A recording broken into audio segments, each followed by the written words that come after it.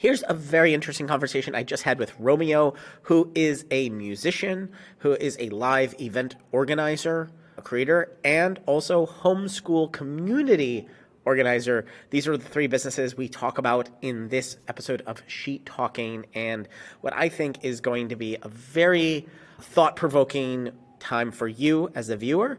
You'll see how we talk about his business. We talk about a spreadsheet he uses, how he can add a few simple automations to turn a simple spreadsheet he uses all the time into a tool that he could sell. And we also go into an idea that he had and I had independently. Literally, I had this idea like a day before, and then in our conversation, he brings it up about creating some type of website from a sheet where you can see some daily affirmation, or in his case, he wanted to see daily values. And I show him how to do it, sort of the back end of it and the coding side of it. It's only 2 lines of code. You see it in this video, and you can see it on bettersheets.co in one of the tutorials about embed a headline in a website. I show you the full tutorial there. Very simple implementation. I use a landing page builder card to do that. Really exciting stuff. If you're interested in getting your spreadsheets to do more, I think you'll love this entire conversation. If you're interested in automating your sheets, I think you'll love this conversation. If you're interested in learning how to take spreadsheets that you're already using, add a few automations, and turn them into tools you can sell, I think you'll absolutely love this conversation. I want to do more of these, so please reach out, and happy to do a live conversation recorded and shared with the community of Better Sheets everywhere that you're watching this. It's very personal, right? Spreadsheets. Yeah, they're ubiquitous. You need them. Sometimes one doesn't give them as much thought as they could do, but certainly they're something that all businesses need, and I'm sure we could do a lot more with them. Yeah, and so Romeo, just tell me about your business and like how you use spreadsheets now. Because you know what I do. You get all my emails, you watch Better Sheets, you watch videos, um you get something from my videos, and the sheets and the tools that I make. We can also talk about that a little bit, but also really I just want to know, what are you doing day to day? How do you make money, and how do you use spreadsheets to make money now? Okay, so in that order. So what do I do day to day and what do I do to make money? I'm going to combine those couple of things in my business. So I actually have a few small businesses. Mhm. Um, so very, very quickly, my background is I'm a musician, and a songwriter and an artist. And I have, for the most part, businesses that kind of touch upon that in some way. So the simplest one is, as an artist myself, I have a fan base. I do what's called direct to fan. So I'm not interested in streaming or any of that business, which I can go into, but I'll bore the pants off of everybody if I do. So I just sell directly to my guys. So for me, it's always been, even before, going back years and years, going back 20 odd years, it was all about building an email list, Mm. before anybody else was. So to my mind, having the data was one of the most crucial things for any business, even when I was just playing in a band and I was the strange guy with a clipboard going up to people asking for email addresses and whatnot. So that kind of helped me understand that data is the key for everything, and good data capture and what have you. So fast forward from that a little bit. The second kind of main business, well, the second business, this is probably my main business, or is my main business, is live music events. So we have a company based in the UK, in London particularly, that runs lots of different formats of live music events throughout the week, every day of the week. And that obviously is attracting, it is for musicians and for artists, etc. Um, then another sort of business, again connected to that, was doing marketing for music artists, specifically running ads, building fan bases, and helping them to monetize on that side. And then a last business, which is completely unrelated to these, is what's called is to do with sort of homeschooling and world schooling. So the main business is music events businesses based in the UK. That's where I'm from. I'm from London, but I don't live in London. I travel a lot. At the moment, I'm in Italy, and we homeschool our kids and we do what's called world schooling, Mhm. travel around homeschooling the kids and learning about the world and whatnot. And just very quickly on that one, there wasn't a single platform where you could basically just use an interactive map like a Google map to find other world schooling or homeschooling families. And my wife was spending a lot of time on Facebook in Facebook groups trying to find people nearby or whatever. And I could just see how much time people were wasting on this kind of thing. So when there wasn't a solution, I kind of just built one for for that community. So that's kind of the main things that I do for money. So a few different things, a few different revenues, a few different things that take my day-to-day time. How I then use spreadsheets within that Yeah. to that Sounds part like and a what lot of stuff. Maybe you just need a spreadsheet to manage your time beyond a manage my calendar. yeah. Yeah, no, I do. I'm yeah, that would probably help.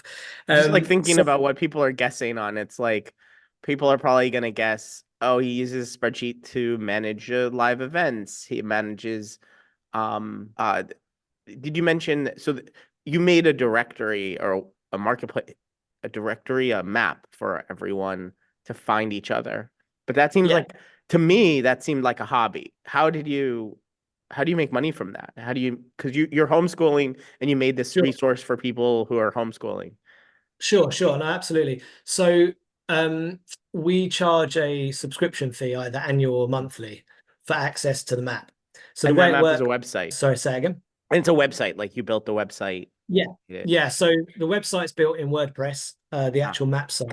Then we've got a front-facing website, which is more public, which is not built on WordPress, but that's the sales site effectively. Um, and what we do is, as a family, you can put your profile on the map for free, Mhm. but you can't access the map unless you've had an ID video call, a video call with us, Hmm. and have an active full membership. The reason for that is originally when I started it, it was free, and amazingly enough, I had a lot of pushback from a few. So without going too into the weeds, the place where everybody would connect with homeschoolers would be Facebook groups, still various Facebook groups. And I got a lot of pushback from the admins of a few of those groups saying, "Oh, but your site is not secure, it's not safe. Anybody could go on there, anybody could register, anybody could see the families." And I thought that was ironic considering they're in a Facebook group that was open to the public, and that was what their main issue was. So I looked around loads of different solutions, blah, blah, blah, blah, blah, and then basically settled on, well, listen, we can gate we can gate the families. And there were some good reasons why, because there could be stalkers, there could be educational authorities that don't want to. So there are valid reasons. Educational authorities. That's a phrase I've Yeah. never heard before.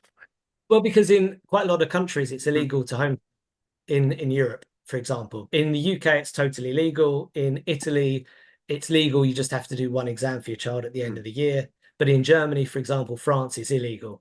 So it's totally understandable that families would not want to put themselves up there and have it be public that, you know, But that also that's a great resource to know that information if you're just starting to homeschool and you're traveling. You wouldn't necessarily, if you started a family, like I just started a family recently myself. I didn't know, I don't know if I need to go to register in Italy my son for school, if I ever travel there for a month or two at a time. Yeah, that's so a interesting. month or two, no, you wouldn't. But yeah. But yeah, like, I mean, we used to travel a lot, but like for a long time, like I would rather spend 6 months in a place than 1 week. Yeah. I mean, yes, exactly that. There's a lot of questions. So, as I mentioned, we have now to access the map, whether you're free, whether if you're a paid member, you still have to have an ID video call. And that's literally, I mean, we just did one half hour ago. That's literally on the phone with us Mhm. ourselves saying hello. And what the reasons for those calls, we check their passport, we check one of their children and the child's passport, so that we know that anybody who's accessing the map is a real family, they are who they say they are, etc. But although that call can only necessarily needs to take a minute or so, 2 minutes, a lot of the times it ends up being quite a lot longer because exactly that, there are new families and they're Hmm. saying, "Oh, I don't know this, I don't know that, we're based here, we're based there." So even just on that one-on-one touch point, it's really beneficial for for people with coming onto it. So to your point, yeah, making money is obviously it's very much the bottom of my to-do list in terms of all the businesses I run, but at the same time, Um, there's over 1,000 families, and there's admin that needs doing, and there's the potential is a lot bigger than 1,000 families, but it is growing. But we've put zero marketing into it, and it just keeps growing. And you're kind of seeing this slow, but the exponential network effects that will happen, or that are starting to happen. So in order to have time to do the calls, do Mhm. whatever, it needs to have some revenue coming in. And ideally, I'd like the revenue just not for living on, but so I can put it back into marketing and get it to more people, because it's a useful resource. The whole point of it in the first place, which comes to any entrepreneur's kind of thoughts, is there's a problem here. I reckon I could solve it and make it better for people. There's a pain point, i.e., families are spending way too much time trying to find other families on Facebook posts with 300 comments. I'm in Peru. I'm in Costa Rica. How does that work? That's So, same thing happened to digital nomads with Nomad List. The creator of that was actually made a Google sheet for their own use. They wanted to know what cities had the best Wi-Fi. Not even actually, sorry, not even the best Wi-Fi. They wanted to know the rating of the Wi-Fi in certain cities, the like living costs in certain cities, and the like. They had like a string of things they wanted to know about a bunch of cities that they have yet to go to. So they just made a Google sheet, put it up on Twitter, made it editable by anyone, not if thinking very much ahead. And yeah, people started at like a ton of, I think it was like 100 or a few hundred people edited and added to it. It got really messy. So he had to like stop it and then made a website, which is now called Nomad List and has, I think now it's like $50 for a lifetime deal. It used to be like subscription. It used to, all sorts of business models. But now, and also it's totally public and available for free as like hey, just look at this and see the um, cities and what the cost of living, air quality, this kind of stuff. But if you want to join and be a member, like pay up, and I'm a member myself, and a bunch of my friends are, and they have meetups. I'm sure you have events for homeschoolers, and that's the point, is to meet up, right? Funnily enough, that actually was the first iteration of it, was for meetups when we were in London. We were new to homeschooling. We didn't know anybody. We didn't know the community. We didn't know where to find people. And so the very first version of it was an events meetup website for homeschoolers. And I think we posted I can't remember, my wife posted, I posted a bit, but then we sort of saw the other problem that was actually deeper and more difficult to solve. But again, when I get the time, actually, I have been working on it today, but I haven't worked on it for quite some time previous to this.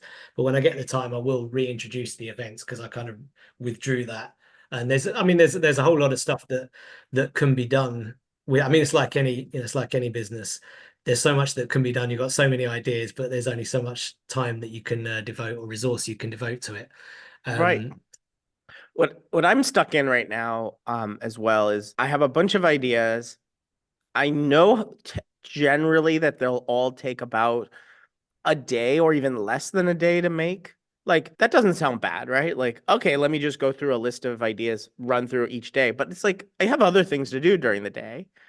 Um, and so I get into this. I don't want to call it analysis paralysis, because it's not really. Um, but I'm like, which of these ideas could have the biggest leverage and impact, right? Like, where if this thing didn't exist in a year, would I be like so sad for myself? That's impact on myself. But then also like, where could it help the most amount of people and with the greatest level of depth? And then finding, because it's a spectrum, right? It's not like I'm going to help everyone conquer their lives. I'm going to help a million people make $10,000 this month. It's like, oh no, I can probably help like, okay, 100 to 300 people have like a generally better life within the next couple months, right? Like, start measuring those impacts and finding through all those ideas, and then trying to figure out the like most minimum viable product, which ends up being a spreadsheet, right? Like, could I make if it's going to take me a day to build, can I capture an hour out of that and make a video of me building it, so that like I can see, okay, is the title interesting to people to watch an hour-long video on how to do it? But then are people like, okay, yeah, you took an hour to do it, sure. Can I just like have a place to do this in one click and start measuring it that way instead of thinking like, okay, I have to build this all out. I have to go market it. I have to go do this thing. I have to go announce it, launch it, all this. I'm like, no, I'll just make a video. Um, where can I test it out, right? Like, Well, that's it. As you say, the MVP, or how can you do it so that you know if it is a good idea, fine, you can put more into it.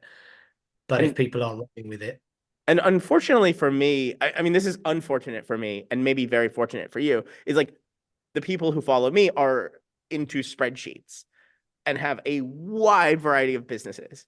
Whereas in a homeschool group, they're all homeschooling.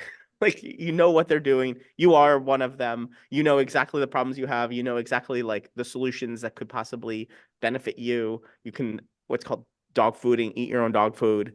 Like, is this better for me? And you would know it for yourself, like n equals one. Okay, this improved our family's life within the first week. Okay, we'll release this to the public. And then, oh, the public in your case is literally homeschool, who are like, oh, great. Me, I'm like, oh my God, people are everywhere. well, I mean, that's the thing. I mean, for that business for sure, it's nice because it's a very clearly demarked. Hmm. Well, I say it's a clearly demarked audience. It is, but at the same time, the demographic separation of that audience goes from one end of the spectrum to the other. So Yeah, in that's why terms, I don't really like demographics at all. yeah, I well, mean, homeschoolers are more like psychographics, right? Like they're 100% are parents, right? Oh, that, actually, no, maybe not because they might be grandparents. Could there be like there are some aunts, grandparents. uncles, Yeah, foster generally parents? speaking, it's gonna be parents. But I mean, as I say, with that, there it's not as easy. Like I mean, musicians is probably much broader. Like I would say that's homeschoolers about are like a small thing, if and then if you total take musicians, musicians. then if I'm trying to sell services to musicians, Mhm. then obviously one, they're a lot easier to find, and two, I'm fortunate because from the very get-go with the main business, the live events business, we've got hundreds of musicians coming through every week. So the Wow. database just gets built, and then those are people I can market other services to musicians. But then doing work in terms of building their fan bases when they become clients directly is a bit different because now you're not focusing on musicians. Now you're targeting a broad spectrum of people, but generally you want to Mhm. tie it to the style of music, the musician. But yeah, I mean, So at the tell me end, about the spreadsheets. I keep stopping you from telling me this. So what are the spreadsheets that you're using now? Like, so the main, let's say the most advanced or complex spreadsheet that I've made, which probably pales compared to a lot of what your audience are used to making, and certainly what you do, is one that was compiled to, it was basically a bookkeeping spreadsheet. mhm, So the reason, obviously, every business needs to do bookkeeping, etc. Specifically for the live events business, there are a few variables at play, mhm, which would be the format of the event, the the who's hosting the event. They'll have different pay rates. The formats of the event will have different costs. The When the venue pays. So I mean, I don't know if you want to bring up the sheet, but every year it's got a little bit more complicated as I've realized. Oh, hang on a sec, I'm not tracking this right. So for example, the pay run on it will be tracked in terms of, firstly, has the host been confirmed for that night? Did they actually host it? mhm, Then secondly, has their payment been scheduled? And thirdly, has the payment been paid? And it's all correlated to the dates that the payment was scheduled. Then separately, we've got the dates of whether the venue has the obviously the invoice number, but have they paid their invoice, etc. And within the sheet, there's a lot of, like, one thing I always try and do um, is, you know, is try and save time. I try and be as efficient as possible. So if I think, hang on, I'm manually entering data here, surely there's a better way of, if it's relative to this mhm. data or what have you.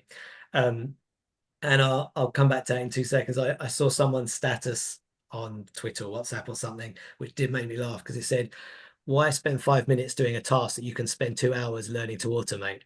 And it Right. just really touched base. It really hit home with me because aside from the sheets, which I Mhm. don't think I used to their anywhere near the power that they could do, I use a lot of third-party automation and connecting other tools, not necessarily with the sheets, although Mhm. probably doing some, but just generally. So I'm always like, how can I automate this? So, uh, you know, I use a tool called Pabbly, which is like a Mhm. Zapier or Zapier, as you say, alternative.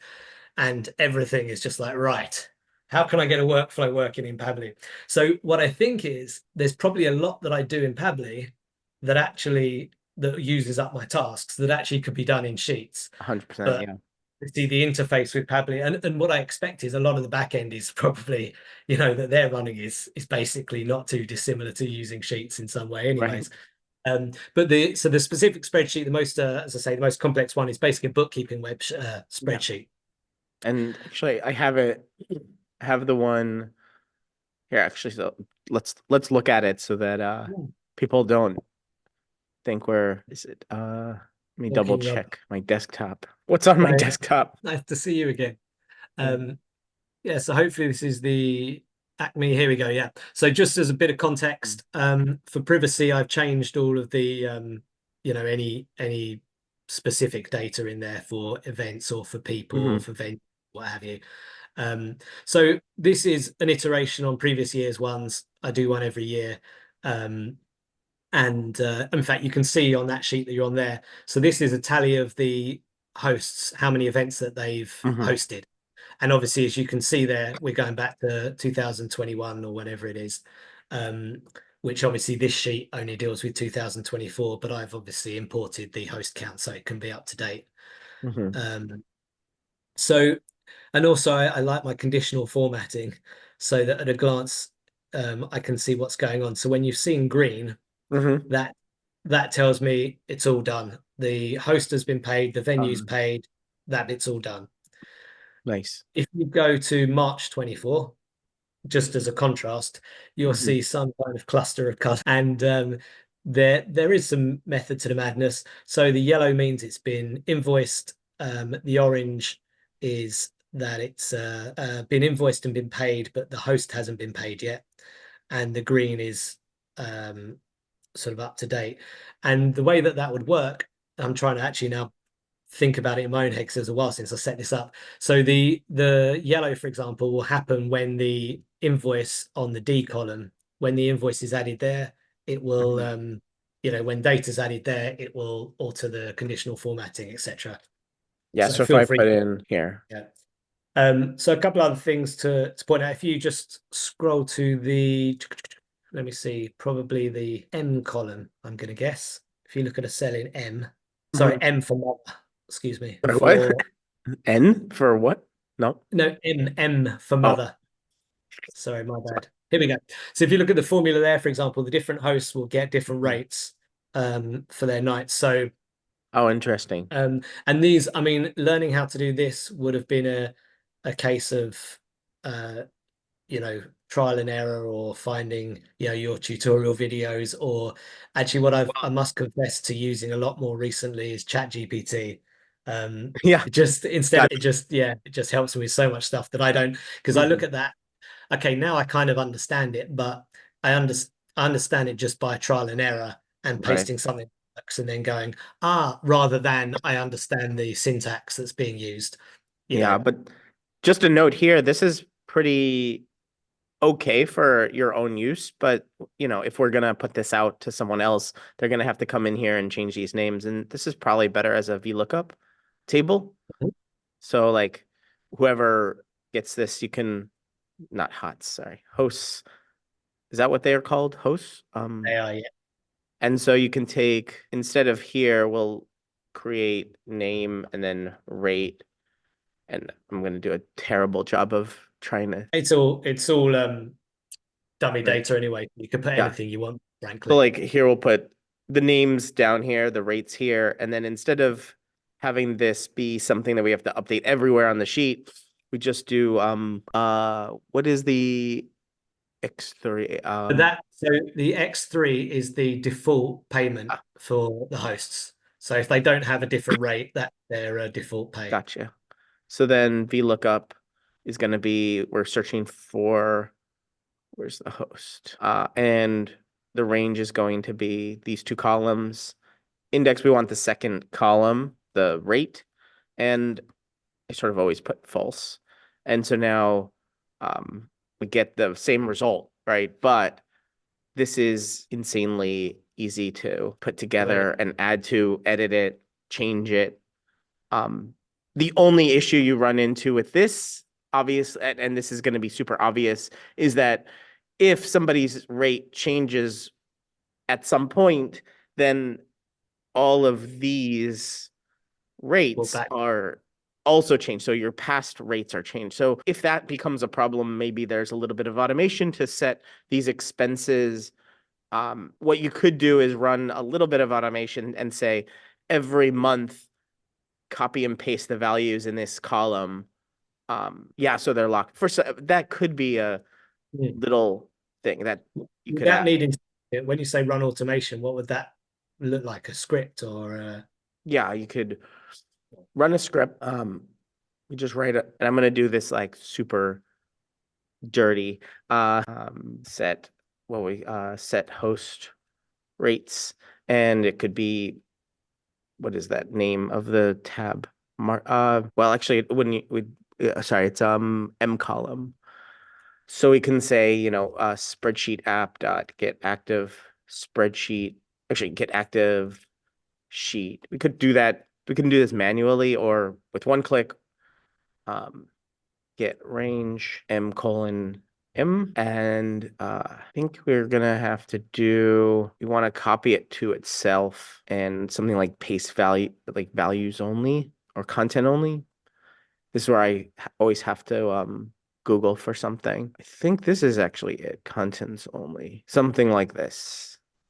Um, Obviously this is going to be like just an active sheet, so we can probably set it to say like some dates or something, or if you have them in a certain order, if you have it there, and then what you can, if this is not active sheet, if it's actually like, hey, it's the name of the sheet, you can run a trigger, and this is where the quote unquote automatic means whatever this set host rates is, add trigger, and now we shit. can do this based on either a event that happens, which is not the case here, but we want to do it time driven, and we want to say do it every month on the first of the month, um, between 3 a.m. and 4 a.m. when we're not. But you're a musician, so let's say 9 a.m. to 10 a.m. when we're not using the sheet. Save. I'm a musician who homeschools, trust me. I'm normally in bed early. And then we have to approve all of this, which it's okay. I'll delete this in a hot second. But That's now, fine. once we set this, it's gonna happen. Whatever that function we wrote is just gonna happen automatically every month, and clean up that sheet. Right? We can do this automatically, or which in this particular case, if we don't necessarily, if we have like 12 different named things for each one of the month and we don't know what the name is, we actually can just delete this. And maybe instead of making it a timed event, we do I just need a menu in a custom menu. Gonna use this. And so we say we can call this Romeo's menu, and the first one is gonna be set host rates. This might be better because it's a user doing it. We're gonna save this. Definitely save it, close it, and reopen this, and you'll see a menu show up next to this help menu. And now we have an action we can take here. And so whatever we set here, it's one click, right? Instead of, hey, every month, in order to lock these rates, you have to go to the M column and copy paste the entire column as copy and then paste as value, Yeah, yeah. paste as values. Oh, instead of saying all that and showing someone, it's like, hey, go to Romeo's menu, go to the page you want to go here, click here, done. I don't That's know. cool. That's cool. Some So one simple of your, automation you can add to the sheet, which turns it from, hey, here's a spreadsheet that I made that you can help with. It's like, oh, now it's a tool. yeah, no, absolutely. So to go to your earliest question, what am I hoping to get out of this? Apart from helping you, hopefully by, having something useful for me personally, exactly this kind of stuff. I didn't know that you could do menus quite like that. and put them up and connect them in. So straight away I'm seeing, okay, as you say, you can turn it into a tool, whatever the point of the spreadsheet is. But with this, it makes it much more, much higher utility, much easier and less prone to user error. Exactly. A lot of things we can do in spreadsheets are doable with this app script. And sometimes, not all the time, but sometimes there's actions we take that we're like, hey, we do this every morning. We do the same thing in the sheet. Or every month, we go from January, February, March. Hey, we need to create an April one. Well, what do? We probably click here. We probably duplicate, or there's like a template one. What I would actually recommend is having instead of just having the months, create one template sheet and call it template. And then that action, instead of set host rates, we do function create new month. And here we just say spreadsheet get active. This one get active spreadsheet, get sheet by name, template dot I think it's no oh, I think it's still copy two.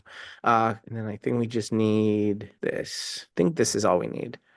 But we also need an actual template, duplicate template. Maybe I know there's formulas here, but I'm deleting them for right now. On this new one. Template. Let's see if this will work. Sorry, I didn't debug it. This is gonna be embarrassing if it doesn't work. Okay, again, permissions. It should only happen on the first time. And we wait. And we wait. Oh my God. I think we're also using the Wi-Fi. Wait. Okay. Taking way longer than I expected. And it's crashing because I think we're taking the Wi-Fi. I think it's like trying to go to Google servers. Let's try to close it and reopen it. Is my Wi-Fi still working? Are we still here? Yeah, no, we're Okay. still, yeah. I'm sorry. I was I thought- I was so focused on this idea that you can do this stuff. Man, AppScript is really slow right now. I don't know why. That's hilarious. It's literally because we're recording and have the It's call. powerful. It's trying to do way too much work here. But that's the idea, is that you'd have a template month and then you can rename it. I think I just did this actually this week or last week. You can rename it to whatever this month is. So if you do it on the first of the month, it's already the new month. Or you say, hey, this month plus one, name it that. You either have a table of just 1, 2, 3, 4, 5, 6 to 12, and then January to get the name in the format that you want, like this January, February. You can programmatically say, here's the name of this new one. It's so funny. It doesn't work now. AppScript totally failed on us. It's not playing. It's not helping you. But I wanted to ask about something. These three steps. So you have green, orange, and yellow. And what was that again? Yellow meant nothing's So done.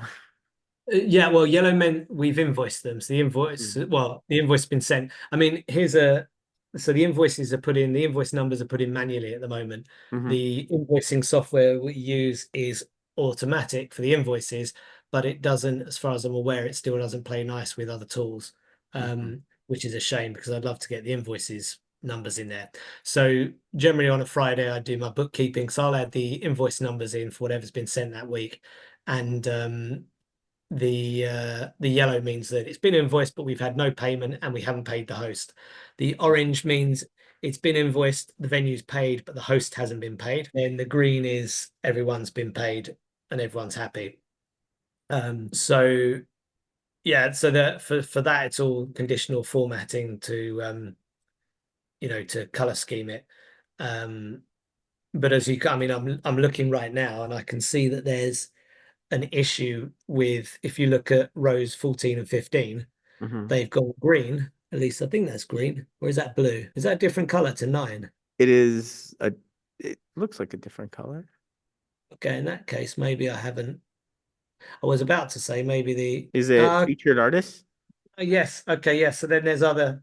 So the if you scroll down a little bit, you can see here the colors on the column F. Yeah. So we got featured artist, open mic. So these are just different event formats, and they've got their own color scheme just to pull them out. And obviously on rows 14 and 15, Um, it's got that, I don't know why it's got that color actually, frankly.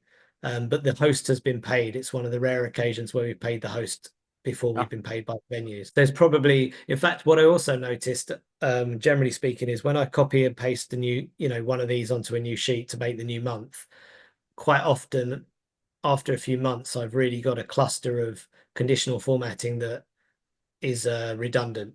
And I don't know why that happens in terms of copying it over, but mhm. I can see already that I haven't tidied that up for a while because there's way too much going on there than needs to be. Yeah, the conditional formatting is one of those weird things that it has a weird way of acting when you're copying pages, when you're cutting. I see right here, there's this conditional formatting that goes from P4, column P, row 4 to 30, skips 31 and then 32. What that sort of means to me is either, well, like you actually want this row to mean like it's a different thing between these two up and below it, right? Which sort of is poor relationships. It creates a poor relationship where if you have two separate entities, I would always recommend to try to put them on two separate sheets.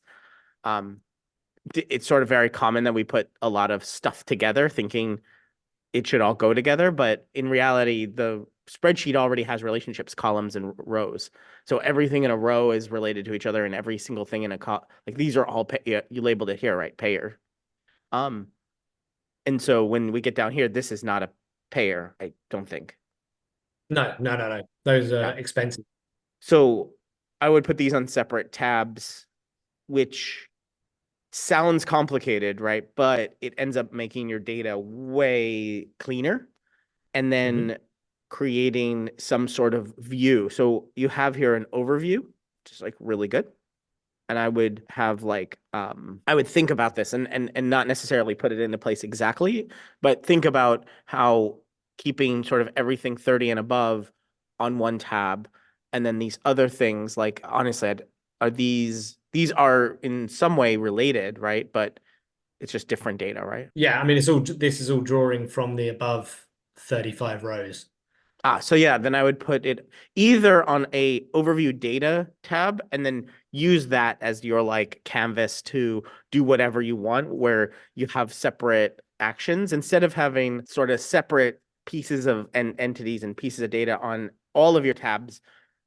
Have each tab be very clear, like this is March 24 events.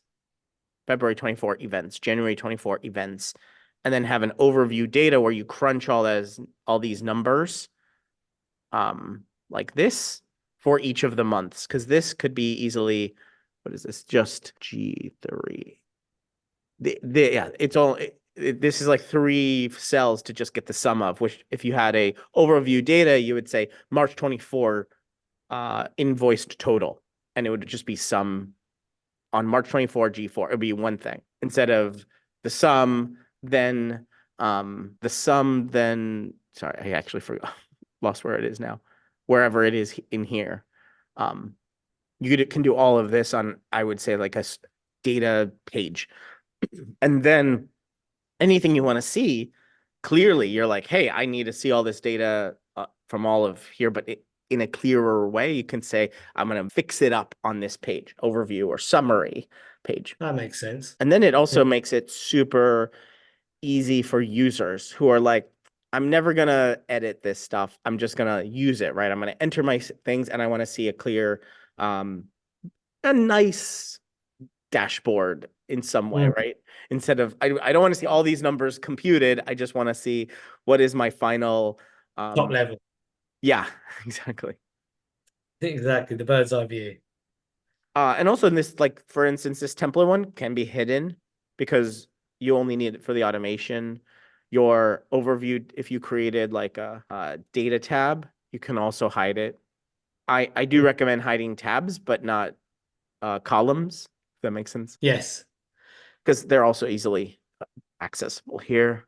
Also like a host thing like this you might want to also hide so that your sheet looks like Yeah. still nice. Oh, sorry, your whole file looks nice. Sorry, back to this question of okay, so you this conditional formatting I got onto a long tangent based on like the fact that conditional formatting, when you cut rows, will cut your conditional formatting and it gets a little messy. And you do have to like quote unquote clean it up. Like if this might not be an action someone takes, but if I cut and go to another tab and paste, we should have, now you see this is broken up, this conditional formatting. Right. That's because I guess originally I didn't set it broken up, but when Of things get course. moved about, events get added, and as I've just seen, stuff gets taken away. Now I understand why it ends up broken up And because what I I've didn't had to quite. do in the past is exactly as you said, clean this conditional formatting up. But what you can do as well, so what is the result of the conditional formatting? It's that we want to see which of these events are paid, which are of these events have we paid the host, right? Yeah. Yeah. It's just a very quick visual reference to yeah, where things are in that sense. And right, we want to make it quick, but what happens with conditional formatting is there's two problems. One, you cause the user and yourself, right, when we're using this to have to sift through the differences in color. That's like time, right? To see, oh, the orange ones are row 6, 7, 10, 12, 13, 16. How long did that take? It didn't really take that long, but it's still a piece of energy that we have to like use to see those. And then two, some people are colorblind, like quite literally. And that Yeah. ends up being a big problem of like which colors do we choose? You see a lot of differences between the colors that men choose versus women who make these kinds of things. Like men are more colorblind than women. And so if a woman creates a spreadsheet that has these very nice colors, but shades of color, sometimes we're colorblind in different ways, like between two colors, but also shades. So we see like we also see like heat. Do you ever see heat maps made? Sometimes we can't really tell some of those shades except for the extreme. So what I would recommend here is creating an actual view. Instead of a conditional formatting on here, we use a filter here, and we base this filter on, let's say this is equal to 0, and we want to filter everything. Whoops, E through, how big is X? And we want the this is this. And so now we have a filter of everything where fees, sorry, O column is 0. Cool. So that's also, this also shows you, look at all these gear stuff, all the stuff that we don't care about on that page is here because it's down here. So if this wasn't here, these weren't here, this March, sorry, is this unpaid? What's O column? Expenses paid, hosts. Then we would have very clearly only the stuff we wanted, right? Can actually get rid of that. I think it's 3 we want to go to. Row 3. There we go. This filter, if we really want to get funny, complicated, and you're like, okay, this shows me only March, but I want to see January, February, March. Maybe there's something in February. You can add curly brackets here around this and add a February. This might get a little too complicated. We have a lot more rows. So yeah, here's this data. So we now have February and March all in the same. This is a lot of blank rows. Sorry. It's 0. Well, that's cool. Again, these are all things I've never used before, never really gone into, like Don't putting think a there's filter. anything unpaid here. You paid all yours. Yeah, But this is like actually doing the work for our users, right? Because you're like, literally, what do I need to see? And conditional formatting is one way, but I think this filter just makes it a lot easier to focus on, okay, these are all the ones I need to take care of at this moment, right? absolutely. I mean, I've used filters within the actual, the filter drop downs within the standard filters within a sheet to kind of find what I need to see, etc. But I've never used it on a separate sheet using it as a formula, and I really like that. That's super useful. If you had, we can create a drop down. If you had these like this, you might be able to even select the date or the month or the tab, and this filter could be updated. We have the ability to concatenate this. That makes Mhm. sense. I think this is gonna be very hard, but I think it's this. We need to wrap this with address. Okay, this is hard. I don't know. I wonder if this will work I don't know if it's gonna work. Doesn't look like it. Did I do something wrong? Probably. But the idea is if you want to filter based on this drop-down menu, you I see. could ideally do this. Hmm.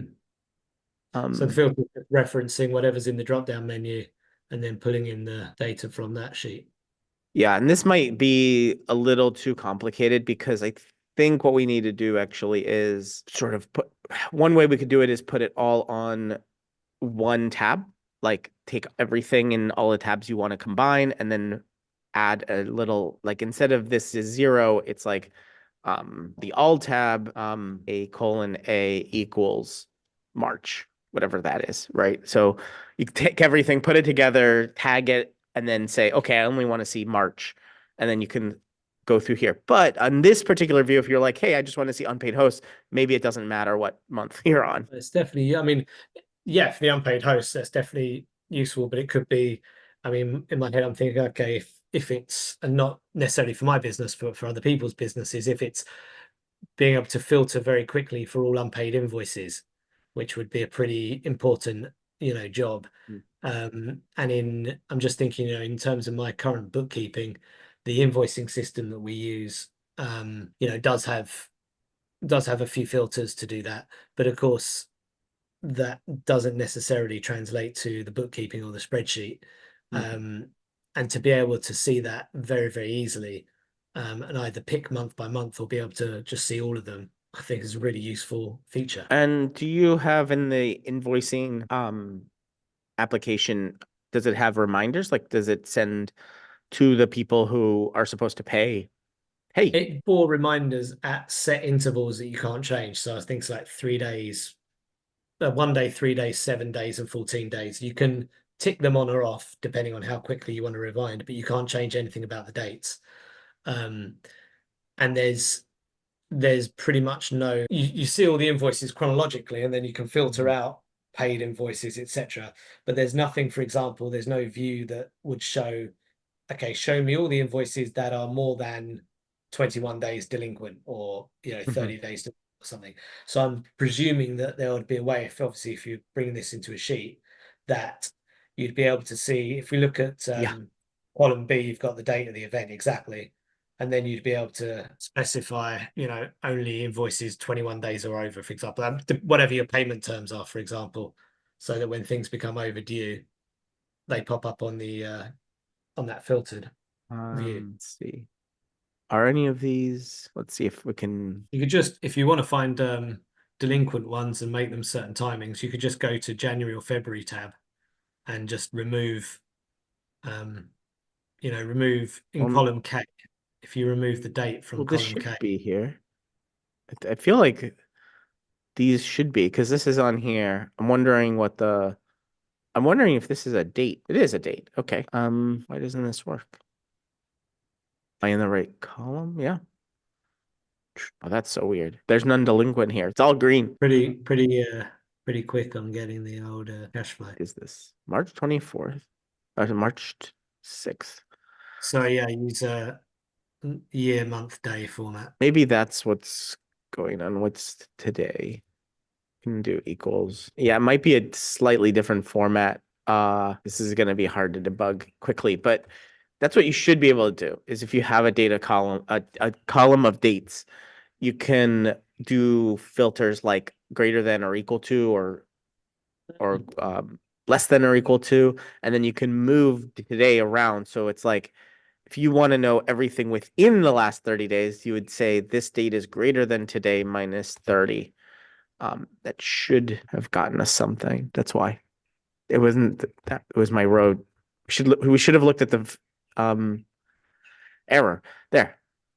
So this is If you less. change if you change today's date to There we go. We should have looked at the error. The error was not the formula, it was the rows. That's cool because I mean, to your original email that I responded to about you having ideas about things to sell, or people having ideas about sheets to sell, and the reason I shared this one is not necessarily because it's the greatest sheet of all time, but Mhm. at the same time, I in my mind, something like this, I mean, I wanted to learn these kind of things because might be able to put them into practice with other sheets for other businesses, for other what have you. Mhm. But this one in particular, a bookkeeping one, there's plenty of entrepreneurs out there, solopreneurs or freelancers or people who, are working for themselves who aren't using invoicing software Mhm. and they're doing their bookkeeping manually and they're trying to keep track of all their invoices manually and what's going on, etc. And they're not technically massively proficient.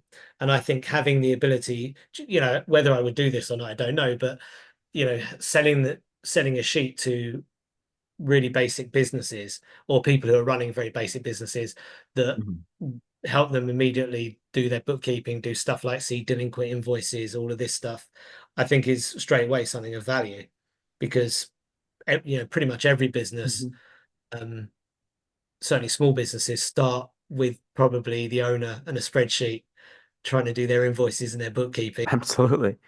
You can pretty much build an entire like invoicing software here. Like if you have a tab that I don't want to do it now, but essentially you can say, here's all of our information we have about this event and who do we need to like this payload UK will have their data somewhere and this column says here's the person who needs to pay, right? And so we can take all of this data and put it into one of the tabs that is like nicely designed, export it as a PDF and email it. Well, you can write the code to do that in one click.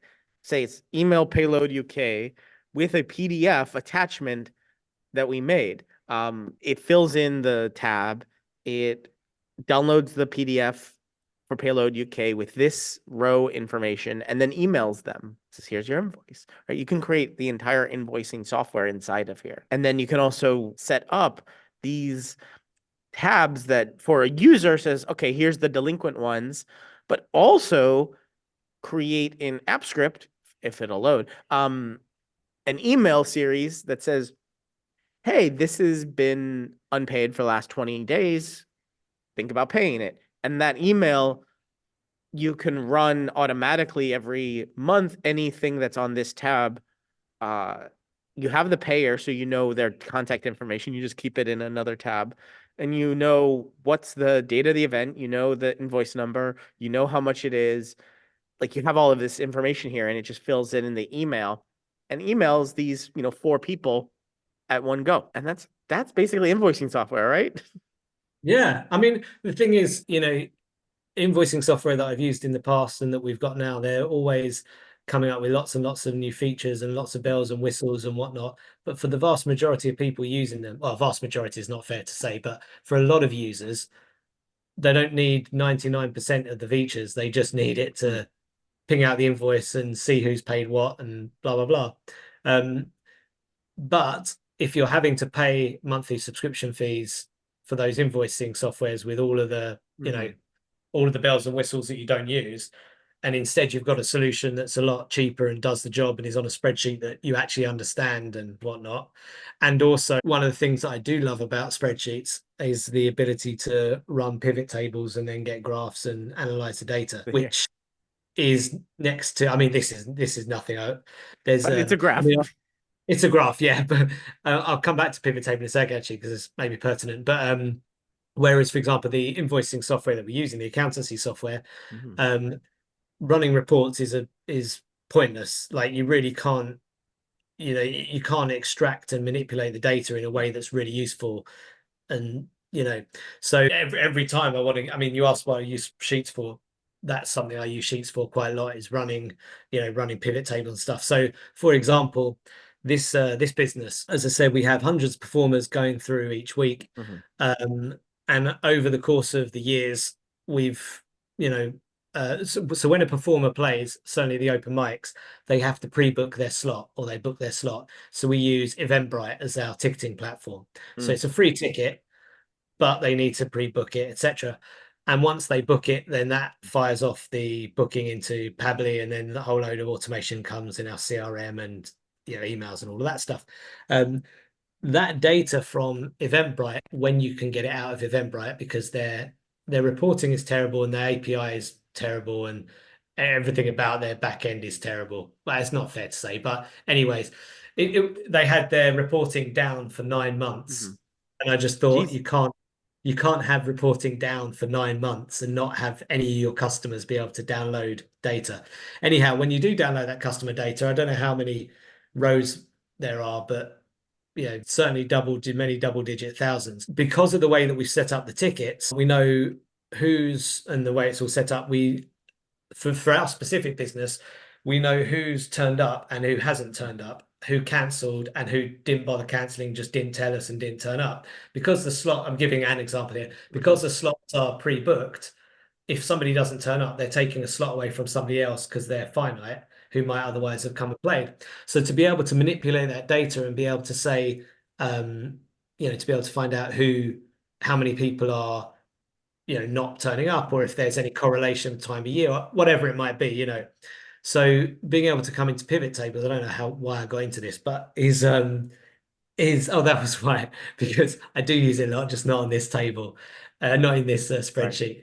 Um, it's super useful. But that was it. What I was going to ask: is there ways of automating the output of a pivot table? Sorry, having the output of a pivot table trigger automations in terms of, for example, I don't know, a weekly report that dynamically updates based Yeah. on the data.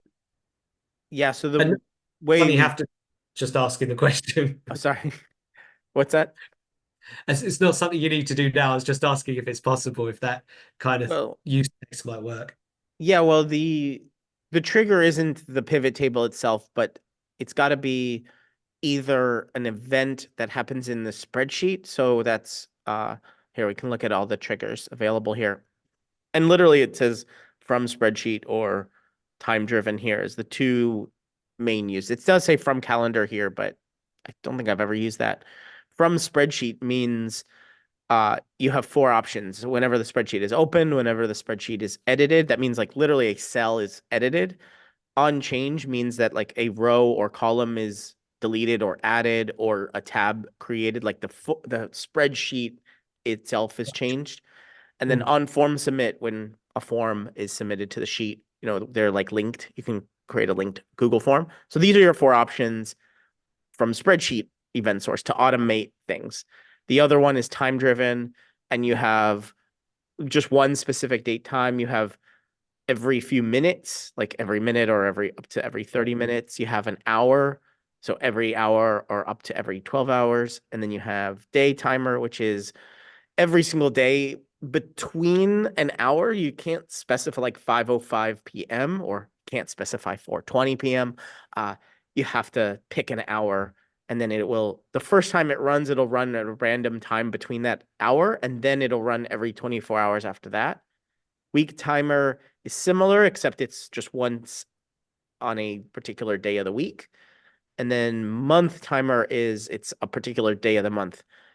This is one weird thing that I do not know the answer to, but because not all months have the 29th, 30th, and 31st, don't know when these run. If you pick the last of the day, I always recommend a day of the month that every month has. So between 1st and 28th, just to not have some weirdness happen. But those are your options for automations in spreadsheets. Gotcha, I see. Could you theoretically, would you be able to automate a trigger based on, let's say, time? So as you just shown, that would then would then trigger a script that would dynamically update a pivot table with any new rows that have been. Because one thing I always Well, find, and there I think probably a is a pivot work. table it's always updated based on whatever the range that you're looking at. This is what I mean. So let's say whatever your range is, up to row 100. But in the subsequent time since you looked at the pivot or since you built the pivot table, you've had automatically another 100 rows added to the spreadsheet. The pivot table doesn't, at least as far as I thought, the pivot table won't automatically update dynamically with those extra 100 rows. You'll only update when you go into it and manually edit the rows. But we can So look I'm at, wondering. I just have to Google pivot table because there's like thousands of things here and it's basic JavaScript. So we can say here, add row group defines a new pivot row grouping in the pivot table. This might be it. That looks like the only one that's gonna change. Add column group. So if you need new column. Oh, maybe that's just the pivot table itself. It's gonna be one of these. Well, whatever these do, creates an ordered list of the column groups. Get pivot table. Is there no set? Source data range. Oh no, that's get. Not set. Sorry. So it's going to be one of these add. This may do it or may not. I'm not familiar with pivot tables, how they're created.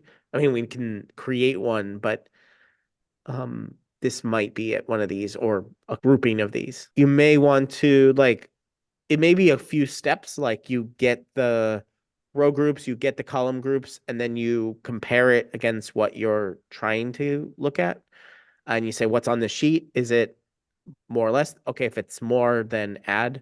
And it's just like 3 or 4 lines of code to find it, compare it, add what you need to add, and then you have the new one. That I could foresee that being incredibly powerful from a, for any business from a reporting standpoint. Mhm. If you've got your data automatically added to rows, a trigger shoots on the first of the month, adds the, all the new rows to the pivot table, and then outputs, like for example, a PDF of the, or what have you, of the pivot table or of the chart that's Mhm. updated, because the chart will update dynamically against the pivot table, I think. So then I presume you could then download or email a chart or send a link to a chart automatically as well. And then you just have a Mhm. really solid reporting. I'm just thinking that's probably what Data Studio or whatever it's called does. And well, you don't even need to go into another app. So this is actually what I use. What I use to learn how to send a PDF in an email. And this is actually app script that Google wrote. So developers at Google, and you can make a copy of the app script and then edit it to your needs. But what it does is in this case, it's generating an invoice template, but whatever you want to send as Mm. a PDF, it will create the PDF, save it to Google Drive. You see Drive services enabled here. These are all the services in the app script. It will create the PDF in a drive and then email as an attachment to someone. So this is like really powerful. I used this recently in a CRM that I built for someone, actually sheetifycrm.com. It's available product. I don't sell it, someone else sells it, but we added the ability to generate a PDF chart overview of everything every week, and it's saved to drive and emailed to the user. So you have a copy of it in your drive and you have it in your email and a nice PDF view of all of your data. You just gave me an idea. I was just thinking. So when you mentioned CRM, for example, Mhm. the CRM that we use, I don't believe it's got any automated reporting, Mhm. but certainly, you can export the data, but the reporting within it is yeah, the basically isn't any. So all I'm thinking is if you had a sheet where obviously you set it up so that every time you import the data once a month, maybe that'd have to be done manually Mhm. unless you can automate it with like Pabbly or Zappy or whatever.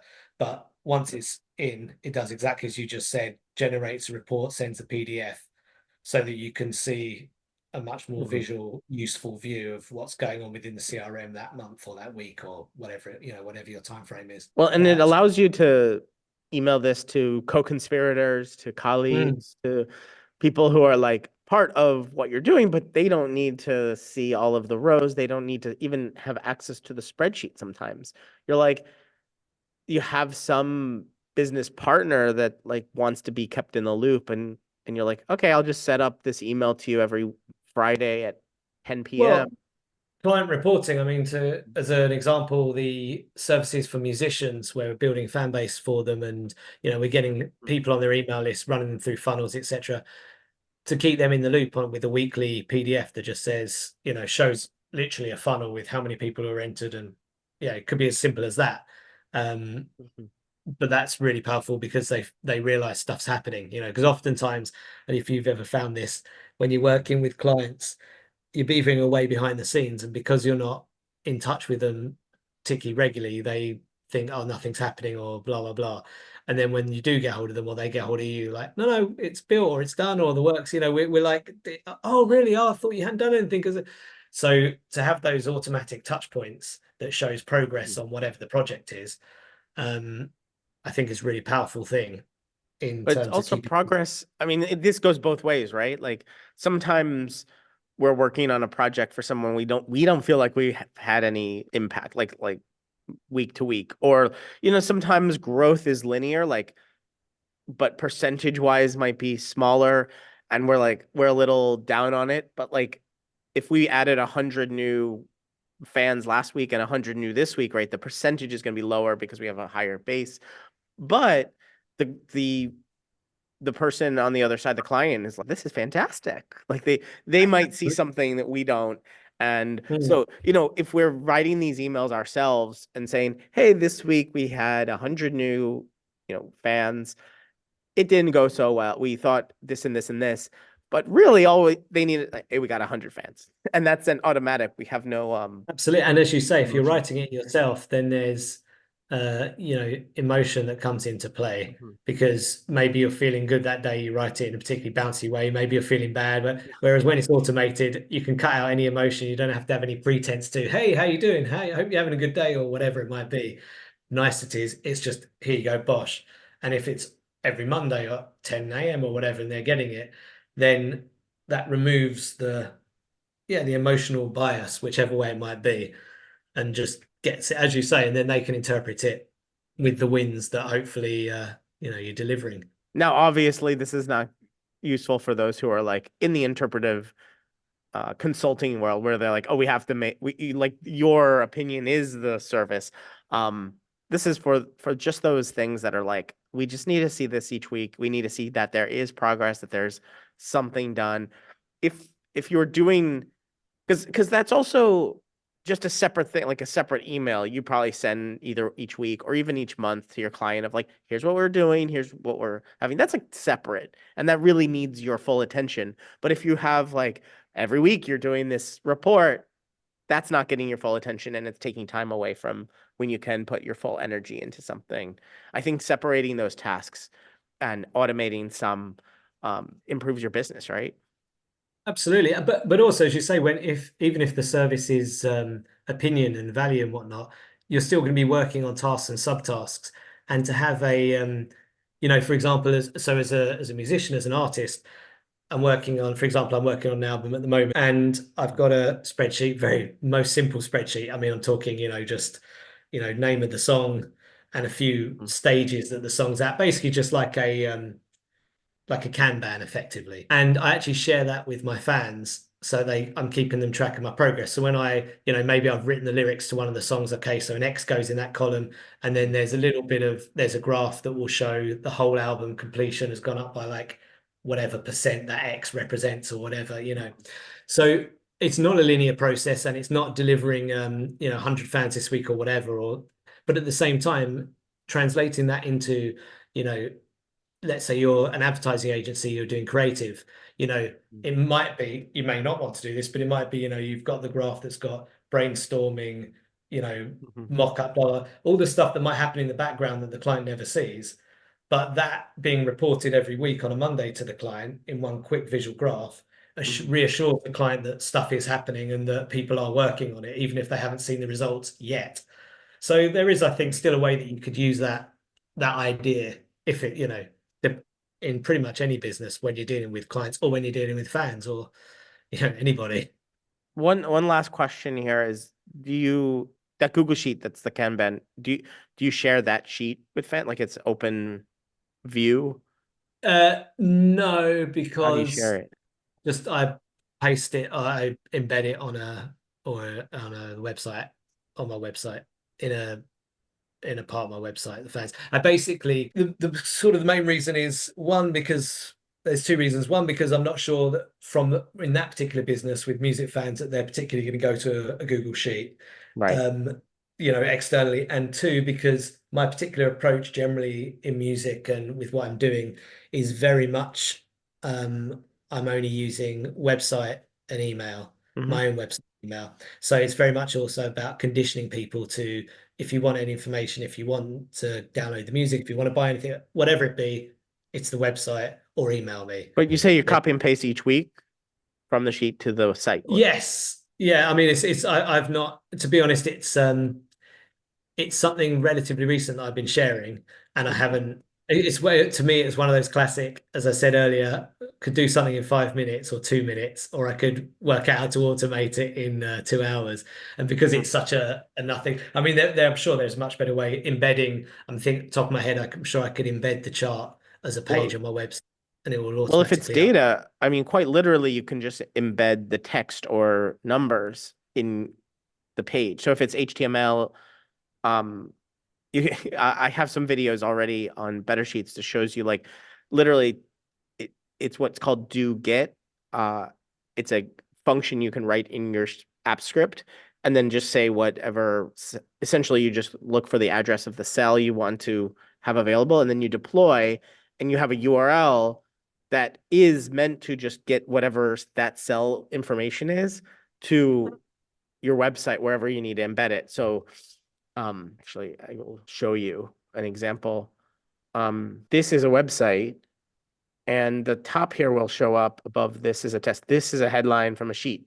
So this text is actually powered by a Google Sheet. I have actually it open. I was just so this cell here, this is a Google. I see. And now when I refresh here, it will grab the data from the sheet, and there it is. Oh, I see. Can you use that? Can you do that with a range, or is it only a single cell?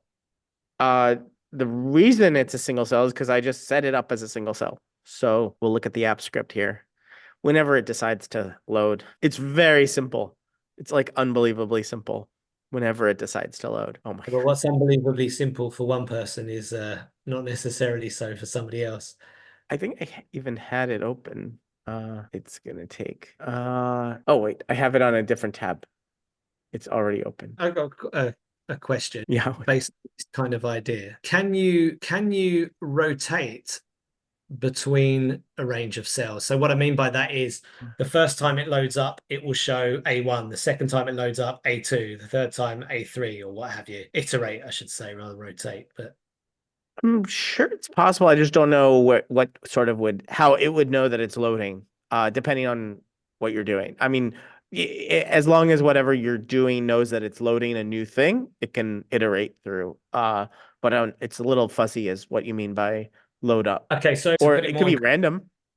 so I wanted um so I wrote down, let's say, my values, and I Hmm. wanted them to be front and center every day, remind myself of my values. Okay, Hmm. cool. So what I did is I used an extension to be able to change my browser homepage because Hmm. Edge didn't play ball otherwise. And then I used Google Slide, put it in a nice slide. And so when I open a new tab in my browser, it opens that slide as Sweet. a presentation. And I can see what I'm saying. Okay, so that's fine. But what I really want would be the ability to have it rotate between, let's say, my values one time and another time.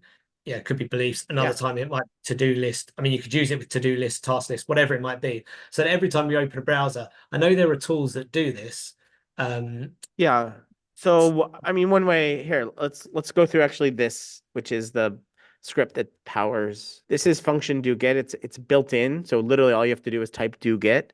Um, and all we're doing is getting the value in A1 on the data tab. So this is data tab down here, and this is A1. That's all it's doing. This line. And then we're saying return. We're using content service to create some text output. That's the one sort of key difference for this. And we're making sure that it's a string in case it's a number or like something weird. We just want to say, here's some text. The string is just text. This function do get is available when you deploy. Um, you just click new deployment, deploy it. Takes a couple clicks, but what you get out of it is this URL. This URL, if I just go to the URL itself without doing anything, I have to go in incognito mode because I'm already open. It's because it's already open. And see, this is just text. It's just showing text up here, right? This text is what was in the Google Sheet. And so now with this URL, I can go to, actually, I can show you how this is built. This is just card. with a little bit of HTML here, and I'm using JavaScript to say, here's the URL, that exact URL that I just showed you, and it's just fetching it. It's a little bit of code. Fetch it and just show me what that text is. And I wrote this all in the tutorial and the video on Better Sheets. I shared all of this code, by the way. And so you can insert this code anywhere. Well, this code, every time it loads up, it's going to load up whatever that text is. So if we go back here, and instead of, what if we had like 10, right? We have more things, and we just want to, every time we load this, we want a different one of these. This gets a little bit complicated, but essentially this range says A1. But what it could be is that it's random row. We can say, oh, well, let's say row 1, column 1, 1, 1, which is only one wide row and one cell row. So this is also A1, this 1, 1, 1, 1. But if we want to change the first number of the row, we can say random row. And here we can just say variable random row equals, what is it? Random number in JavaScript to say. I always forget this. Math.random. Math.random. There we go. And this is actually showed us what it does. It's a random number between 0 and 1. So we need to take this and multiply it by however many rows we have. In this case, it's 3.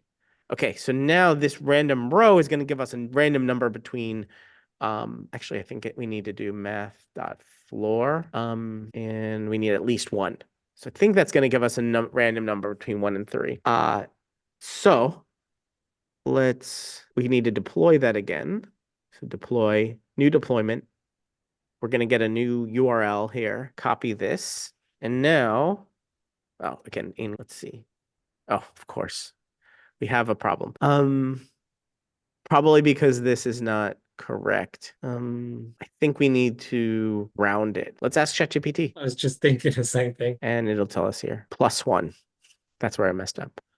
All right, let's try this. We'll deploy it, get a new URL. Let's see if we have an error there. There we go. It's a Google Sheet. Now let's refresh it, and it's getting now a random. That's cool. And if we wanted to, we can put this in here, right, wherever we had that URL. Did I put it?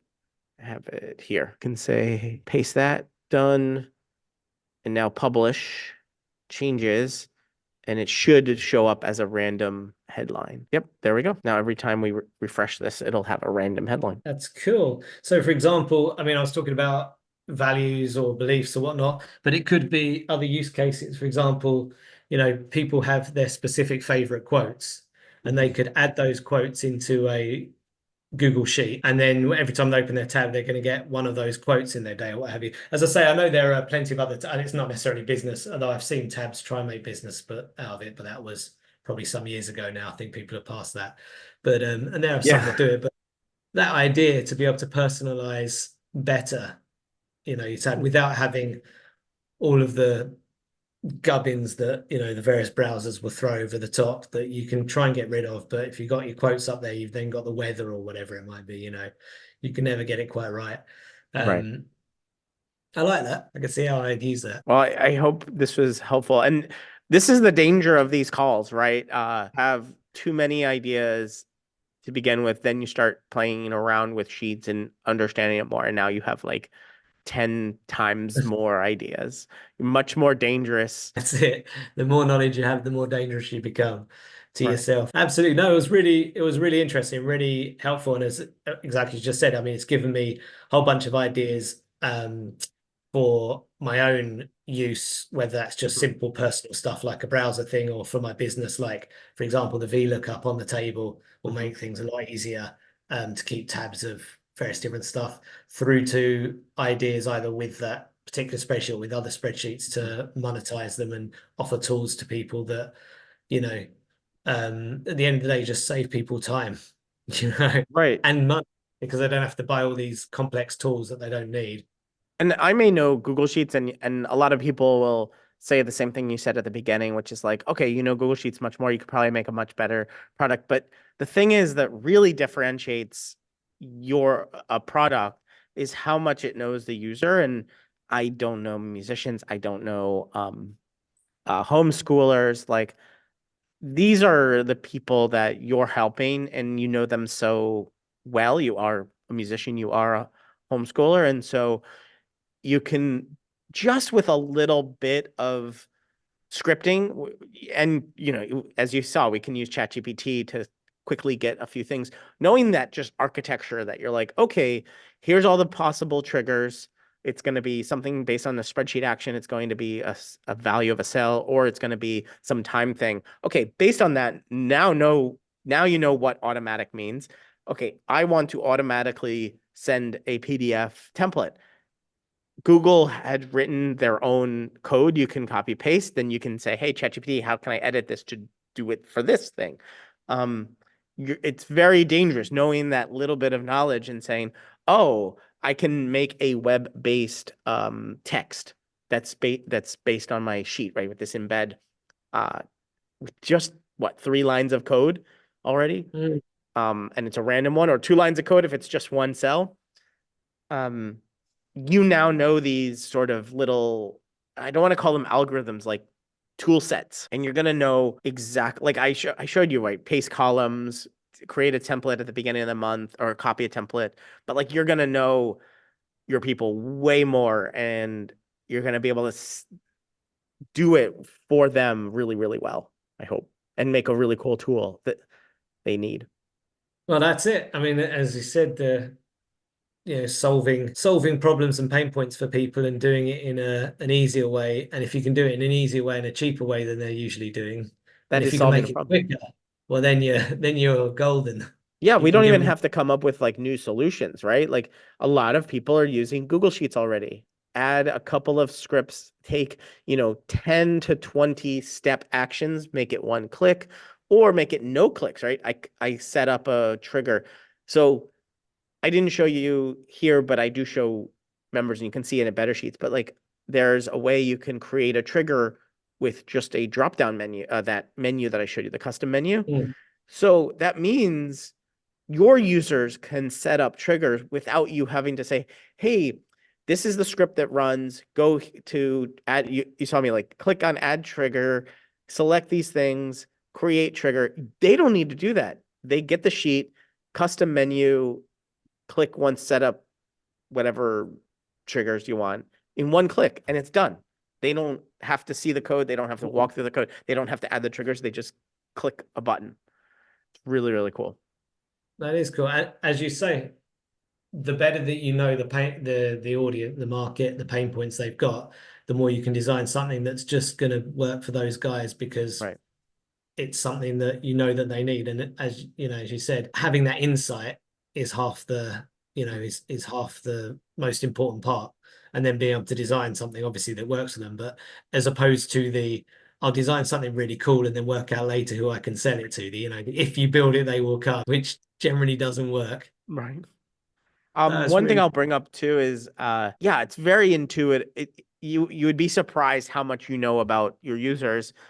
For example, when I helped create Sheetify CRM for Stuart, who makes it and sells it, he very clearly knew that small business owners would be going through a list of contacts, and with their cell, like clicking on a cell, they want to do some actions to that entire row. Where if I was doing that, I would be like, well, you want some structured data. So like you have to go and say which, like type in somewhere what row and what person, and then it takes its action. But he was very clear. It's like, no, we have this cursor. Like everyone uses cursors in Sheets, clicks on the row and then and then you select the action. I would have done it opposite because I like structured data. mm, And that was hard to do, but it makes for a very useful sheet of contacts where you're like, I want to send an email to this person. So you just select the cell that has their email address in. Or he knew that like someone would say, I want to send an email to this contact. The email address is on a column here, but their cursor is selecting a different column, but it's on the same row. That was very insightful to know. And so it makes a very intuitively designed sheet usage, sheet actions based on that knowledge. that I didn't have. Actually sounds like a cool CRM. I'm kind of It is. interested. It also 'Cause uses Google Tasks, which I've never used. I never in my life have ever used Google Tasks. And then the way we set it up was you have a like even if you have a little checklist, the whatever row you have selected, you want to create a reminder of that. You just say, in this case, Taskify, because the whole thing's called Sheetify, but then inside it you commit Taskify, and that sends that row's data to Google Tasks, which is already integrated into Google Calendar. So that means the due date of that task is now on my calendar with that one action. It I was like that. crazy. I'm like, oh, this is what people use Google Tasks for. This is awesome. Yeah, well, that's exactly as you just said. Google have a whole suite of products that, for the most part, do play nicely with each other.